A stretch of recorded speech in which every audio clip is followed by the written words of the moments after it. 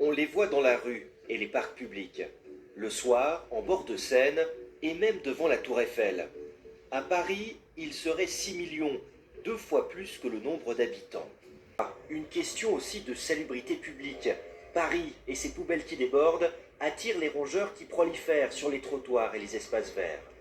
Dans le 17e arrondissement, à l'ouest de la ville, les autorités ont décidé d'agir. À l'approche des JO, c'est un problème majeur en fait, parce que nous, on n'a pas envie que les touristes qui vont découvrir Paris et qui l'imaginent avec l'image un peu d'Épinal qu'on a de la ville, qui voient qu'en fait les rats sont partout, que la gestion des déchets est mauvaise. C'est pas possible pour nous. Une application participative a même été développée pour localiser les rats.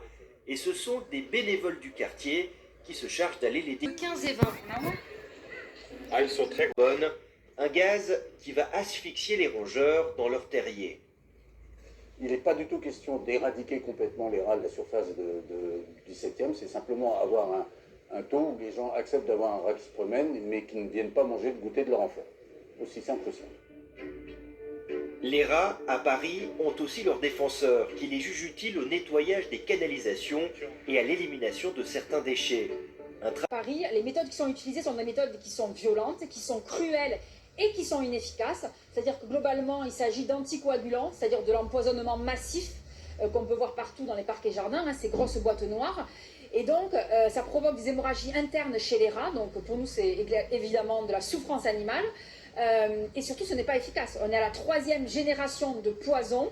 Les rats deviennent de plus en plus résistants. Et finalement, personne n'est satisfait.